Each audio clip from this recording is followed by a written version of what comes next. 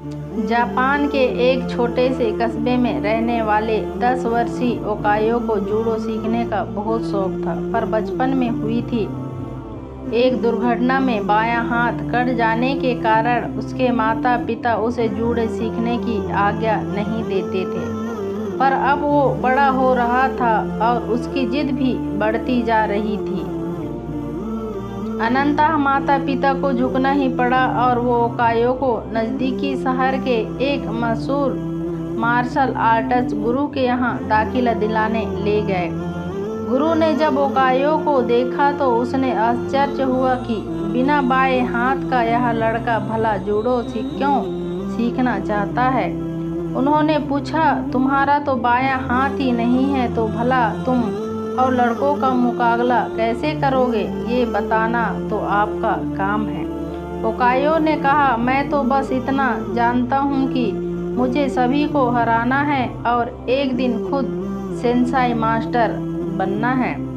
गुरु उसकी सीखने की दृढ़ इच्छा शक्ति से काफ़ी प्रभावित हुए और बोले, ठीक है, मैं तुम्हें सिखाऊंगा, लेकिन एक शर्त है, तुम मेरे हर एक निर्देश का पालन करोगे और उसमें दृढ़ विश्वास रखोगे।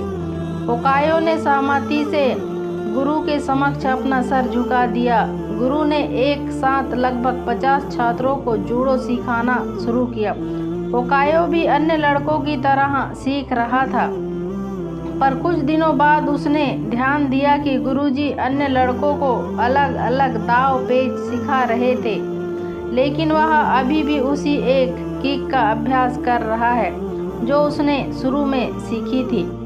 उससे रहा नहीं गया और उसने गुरु से पूछा, गुरुजी, आप अन्य लड़कों को नई नई चीज़ें सिखा रहे हैं, पर मैं अभी भी बस यही एक किक मारने का अभ्यास कर रहा हूँ। क्या मुझे या और चीज़ें नहीं सीखनी चाहिए? गुरुजी बोले, तुम्हें बस इसी एक किक पर महारत हासिल करने की आवश्यकता है। और वो आगे बढ़ गए। ओकायो को विस्मय हुआ, पर उसे अपने गुरु में पूर्ण विश्वास था और वह फिर अभ्यास में जुट गया। समय बीतता गया और देखते ही देखते 2 साल गुजर गए, पर ओकायो उसी एक किक का अभ्यास कर रहा था।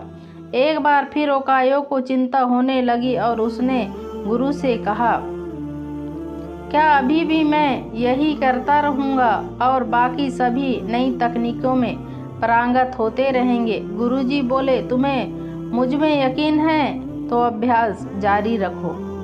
ओकायो ने गुरु की आज्ञा का पालन करते हुए बिना कोई प्रश्न पूछे अगले 6 साल तक उसी एक किक का अभ्यास जारी रखा।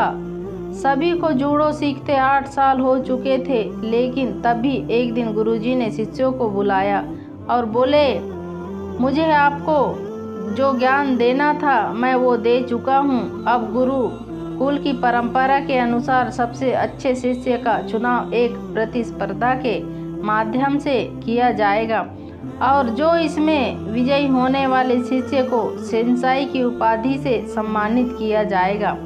प्रतिस्पर्धा आरंभ हुई। गुरुजी ओकायो को उसके पहले मैच में हिस्सा लेने के लिए आवाज़ दी। ओकायो ने लड़ना शुरू किया और खुद को आश्चर्यचकित करते हुए उसने अपने पहले 2 मैच बड़ी आसानी से जीत लिया। तीसरा मैच थोड़ा कठिन था, लेकिन कुछ संघर्ष के बाद विरोधी ने कुछ क्षणों के लिए अपना ध्यान उस पर से हटा दिया। ओकायो को तो मानो इसी मौके का इंतजार था। उसने अपनी अचूक किक विरोधी के ऊपर जाम दी और मैच अपने नाम कर लिया। अभी भी अपनी सफलता के आश्चर्य में पड़े ओकायो ने फाइनल में अपनी जगह बना ली। इस बार विरोधी कहीं अधिक ताकतवर, अनुभवी और विशाल था। देखकर ऐसा लगता था कि ओकायो उसके सामने 1 मिनट भी टिक नहीं पाएगा। मैच शुरू हुआ। विरोधी ओकायो पर भारी पड़ रहा था।